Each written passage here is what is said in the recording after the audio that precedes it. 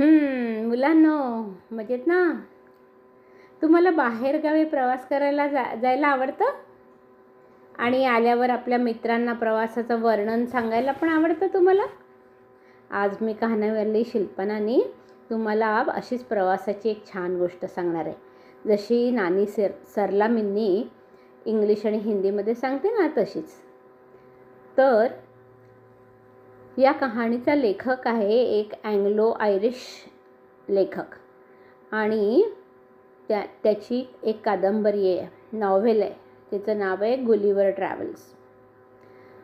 तर त्यातील गुलिव्हर नावाचा एक माणूस असतो. त्याला समुद्री सफर करायला खूप आवडत असतं. इकडून तिकडे जायचं, छान छान जागा पाहायच्या, असं त्याला खूप आवडायचं.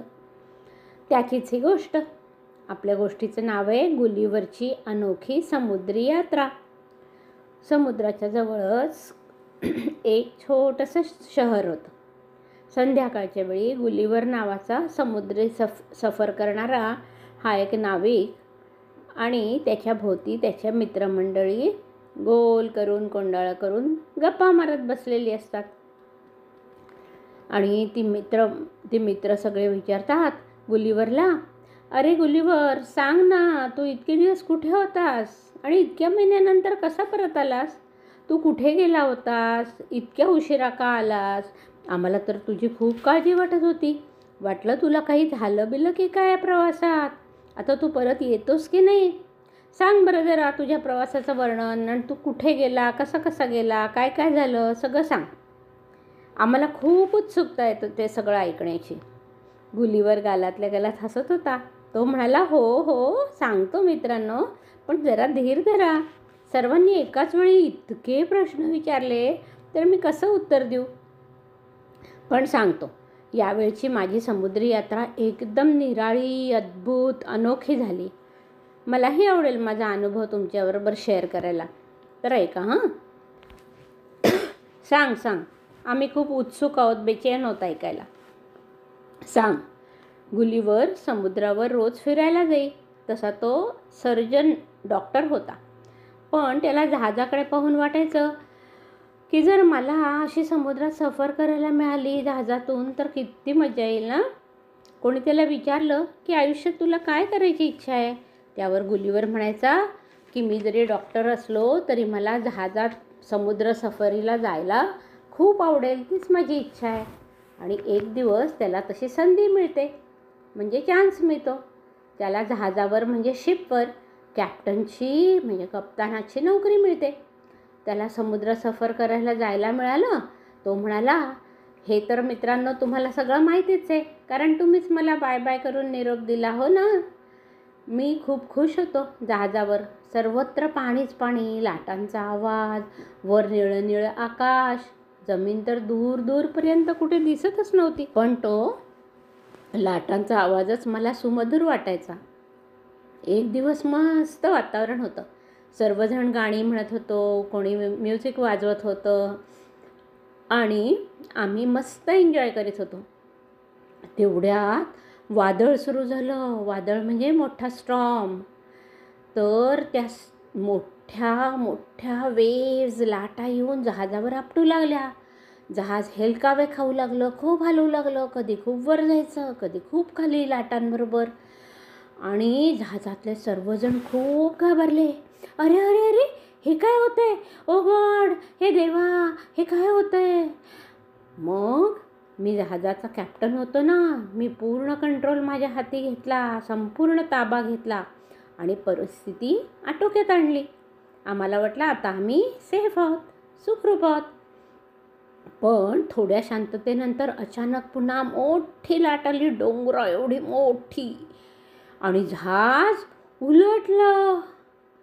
मित्र म्हणाले, अरे बापरे गुलिव्हर, मित्रा, जहाज उलटलं मग? गुलिव्हर हसत म्हणाला, मग काय, आम्ही सर्व पाण्यात पडलो. पाण्यावर आम्हाला पोहता तर येतच होतं बहुतेकांना, आणि मलाही. तेव्हा आम्ही खूप थकेपर्यंत पोहत राहिलो. आता किनारा दिसेल, मग किनारा दिसेल, जमीन सापडेल असं वाटलं, पण नाहीच. हातपाय मारून जोरजोराने पोहून आम्ही थकून गेलो व जोरजोराने ईश्वराचा धावा सुरू करू लागलो. प्रार्थना करू लागलो, हे परमेश्वरा वाचव, आम्हाला मदत कर, वाचव वाचव, आता मी बुडतोय, आता मी थकलोय, आता नाही पोहू शकत मी, ईश्वरा प्लीज हेल्प. आणि काय झालं माहिती आहे, एक मोठी लाट आली आणि त्या लाटेने मला उंचच उंच नेलं.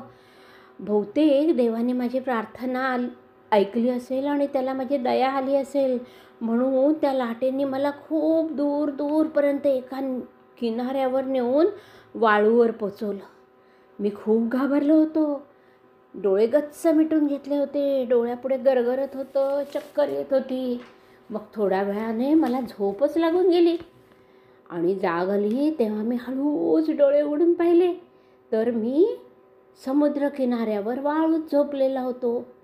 झोप झाल्याने थोडा थकवा कमी झाला होता, म्हणजे वीकनेस थोडा कमी झाला होता आणि मी पाण्यातच पडून बुडून जाईन, मरून जाईन, पोचणारच नाही घरी असं जे वाटत होतं, ते मी एका किनाऱ्यावर पोचलो. मग उठून उभा राहिलो, सगळीकडे पाहिलं, कुठेच कोणी दिसेना. अरे मी कुठे आलो आहे, या अनोळखी जागी कुठे येऊन पोचलो आहे. मग मित्र म्हणाले, अरे गुलीवर पुढे काय झालं सांग ना. गुलीवर म्हणाला, पुढे काय, एक चिटपाखरू नाही, माणूस नाही, पक्षी नाही, खायला नाही. ईश्वरा माझ्या बरोबरच्या जहाजावरच्या साथीदारांचं काय झालं असेल रे, इथे तर कोणीच येऊन पोचलं नाही आहे. परमेश्वरा त्या सर्वांना सुखी ठेव, सुखरूप ठेव हां, अशी मी मनोमन प्रार्थना करत होतो.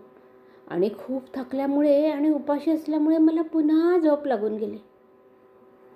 बराच वेळाने जाग आली तेव्हा पाहिलं, अरे बापरे माझे केस कोणीतरी ओढतंय, किती दुखतंय मला. आणि पाहिलं तर धाग्यांच्या एका जाळ्यात मी अडकलो होतो, हे माझ्या लक्षात आलं व त्यामुळे माझे केस ओढले जात होते. कोळ्यांचं जाळं असतं ना मासे पकडायचं, तसं काहीतरी जाळं होतं आणि त्यात मी अडकलो होतो. आणि पायाजवळून वर वर काहीतरी सरकत माझ्या अंगावर येत होतं, मोठा किडा वगैरे असावा असं मला वाटलं. आणि पाहिलं तर एक छोटासा माणूस अगदी 6 इंच उंचीचा माझ्या छातीवर चढून आला, पायावरून चढत चढत छातीवर आला आणि येऊन उभा राहिला. हातापायावरून आणि 5-6 माणसं अशीच लहान लहान 6-6 इंचाची माझ्या छातीवर उभी राहिली. मला ते सर्व आश्चर्याने पाहत होते आणि मी त्यांना पाहत होतो. ते काहीतरी बोलत होते, पण मला त्यांची भाषा कळत नव्हती आणि त्यांना माझी भाषा कळत नव्हती. मग मी जोर लावून उठलो, सगळे धागे तटातट तुटून गेले आणि मी जाळ्यातून बाहेर पडलो, उठून उभा राहिलो. त्या 6 इंचाच्या लहान लहान माणसांनी घाबरून पळून जायला सुरुवात केली. थोड्या वेळाने थोडी माणसं जमा व्हायला लागली. त्यांच्या हातात धनुष्यनी बाण होता, ते मला मारत होते. छोट्या छोट्या सुया टोचल्यागत वाटत होतं मला. आपल्यासमोर एखादा राक्षस आला तर आपण कसे घाबरून जातो ना, तसं ते मला पाहून घाबरत होते. मी शांतपणे त्यांच्याकडे पाहत होतो आणि हसत होतो. मग जेव्हा त्यांना विश्वास वाटला की हा आपल्याला काही धोका करणार नाही, हार्म करणार नाही, इजा करणार नाही, मारणार नाही, तेव्हा त्यातील एक माझ्या अंगावर चढला. तेव्हा मी त्याला खुणेने सांगितलं, तोंडाजवळ हात नेऊन, की मला खायला पाहिजे. पोटावर हात नेऊन सांगितलं की मला खूप भूक लागली आहे. तेव्हा थोड्या वेळाने खूप सगळी माणसं छोट्या छोट्या टोपल्या घेऊन माझ्यासाठी काहीतरी खायला घेऊन आले. मग मी पुन्हा आडवा पडलो. त्यांनी छोट्या छोट्या शिड्या लावल्या व त्यावर चढून ते माझ्या तोंडाजवळ आले. आपापल्या टोपलीतील पदार्थ माझ्या तोंडात घालू लागले. तर मुलांनो, अशा प्रकारे गुलीवरचं पोट भरलं. त्याला खूप बरं वाटलं. मग त्याने खुणेनीच त्यांना सांगितलं की मला प्यायला पाणी पाहिजे, मला तहान लागली आहे. तर ती छोटी छोटी माणसं पुन्हा तुरुतुरू चालत गेली आणि त्यांनी छोटे छोटे पिंप पाणी भरून आपल्या डोक्यावर घेऊन आले आणि शिडीवरून परत याच्या छातीवर चढले पाणी घेऊन आणि गुलीवरच्या तोंडात पाणी टाकलं. गुलीवर पाणी पिऊन तृप्त झाला. मग गुलीवर पुन्हा झोपी गेला. मुलांनो, पुढे गुलीवर म्हणाला की मित्रांनो, मी उठलं तेव्हा मला जाणवलं की काहीतरी हलतंय. डोळे उघडून पाहिलं तर एका लाकडी फलटीवर मला ठेवलेलं होतं आणि म्हणजे माझ्या अंगाखाली एक लाकडी फलटी सरकवली होती आणि त्या फळीला बांधून एक मोठी दोरी, त्या दोरीनेच मलाही बांधून काढलं होतं आणि ते मला ओढत ओढत कुठेतरी घेऊन चालले होते. बाजूने काही छोटी माणसं हातात तीर कमान म्हणजे धनुष्यबाण घेऊन रक्षकाचं काम करत होते, सैनिकाचं काम करत होते आणि माझ्या बाजूला चालत होते. रस्त्याच्या दोन्ही बाजूला खूप लहान लहान माणसांची गर्दी जमली होती मला पाहायला. त्यांना तर मला पाहून आश्चर्यच वाटत होतं. वेगळाच माणूस दिसत होतो ना मी त्यांच्याकरता, म्हणून पाहायला गर्दी करीत होते. मग मला ते एका ठिकाणी घेऊन गेले. तिथं खुर्चीत एक मुकुट घातलेला माणूस होता. त्याला जेव्हा खात्री पटली की मी त्याला काही धोका करणार नाही, इजा करणार नाही, तेव्हा तो माझ्याकडे पाहून हसला. मीही हसलो. मला राहायला एका मोठ्या मंदिरात जागा दिली. तीच त्यांच्याकडची सर्वात मोठी जागा होती, कारण बाकी या लहान लहान लोकांची तर घरं अगदी छोटी छोटी खेळातल्यासारखी होती. राजांनी मला खायला दिलं छोट्या छोट्या टोपल्यांमध्ये. मी ते सर्व खाऊन फस्त केलं.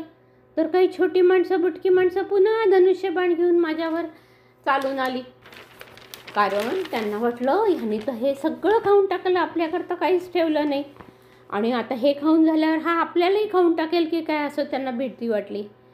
मग मी गंमतच केली. त्यातील 5-6 बुटक्या माणसांना मी माझ्या खिशात घातलं आणि बाकीच्यांना गोल गोल फिरवून सोडून दिलं आणि या खिशातल्या माणसांना पण बाहेर काढून सोडून दिलं. तेव्हा त्यांना खात्री पटली की आता हा आपला मित्र झाला आहे, आपल्याला हा काही धोका करणार नाही, मारणार नाही, इजा करणार नाही. मग राजाची आणि माझी मैत्री झाली. मुकुट घातलेला माणूस होता ना, तो त्यांचा राजा होता आणि आम्ही फ्रेंड्स झालो. राजाने 4-5 हुशार लोकांना माझ्याकडे पाठवलं. ते मला त्यांची भाषा शिकवत होते. मी शिकलो. तेव्हा राजा म्हणाला, आमचं हे शहर आहे ना, ह्याचं नाव आहे लिलीपूट आणि तिथे राहणारे सर्व लोक माझे मित्र झाले. तर आता तू आमचा मित्र झाला आहेस ना, तर आम्हाला मदत कर, असं राजा म्हणाला. शेजारच्या राज्यातील लोक आमच्याशी लढाई करायला येत आहेत, त्यांचा तू बंदोबस्त कर, आम्हाला जिंकवून दे. शेजारच्या राजाचे नाव होते ब्लॅक कुस्को. छोट्या छोट्या जहाजांचा ताफा घेऊन व त्यावर खूप लोक घेऊन तो लढाई करायला आला होता. मग मी म्हणजे गुलीवर राजाला म्हणाला की काटेरी झाडांच्या फांद्या मला दे आणि दोर दे. त्याच्या मदतीने त्यांनी छोटी छोटी जहाजं त्यावरच्या माणसांसहित ओढून घेतली किनाऱ्यावर व सर्व माणसांना दोरांनी बांधून राजाकडे आणलं. ब्लॅक कुस्कोनी माफी मागितली व लिलीपूट राजाची व मग दोघेही शत्रू न राहता मित्र झाले एकमेकांचे आणि दोघांनीही मला म्हणजे गुलीवरला धन्यवाद दिले, थँक्स दिले. गुलीवर म्हणाला, आता तुम्ही शहाण्यासारखे एकमेकांच्या बरोबर राहा, मी माझ्या देशात जातो, माझ्या शहरात जातो. मित्रांनो, मला माझ्या शहराची आणि तुमच्या लोकांची खूप आठवण येऊ लागली. मग त्या लिलीपूटच्या राजाने मला एक जहाज दिलं. खूप खायचे पदार्थ त्यात भरून दिले आणि मी आपल्या घरी परत यायला निघालो त्या लहान जहाजानेच. पण समुद्रात मला एक मोठं जहाज दिसलं. त्यांना मी इशारा केला आणि त्यांनी मला आपल्या जहाजावर घेतलं. बोलताना कळलं की ते जहाज आपल्याच गावी निघालं आहे म्हणून. मग आम्ही गप्पा मारत, गाणे म्हणत, इन्स्ट्रुमेंट वाजवत वाद्य वाजवत इथे येऊन पोचलो. अशी झाली यात्रा. तर मी त्या लिलीपूटच्या लोकांना, त्यांच्या राजांना कधी विसरणार नाही. मी त्यांना खूप धन्यवाद दिले आणि बाय बाय म्हणून इथे आलो. अशी झाली माझी अनोखी समुद्री यात्रा. कळलं? मुलांना आवडली का गोष्ट? हो ना? मग लगेच लाईक बटन दाबायचं आणि कमेंट लिहून शिल्पा नानीला कळवायचं. ओके? भेटू पुन्हा पुढच्या आठवड्यात एक छान गोष्ट ऐकायला. तोपर्यंत बाय बाय.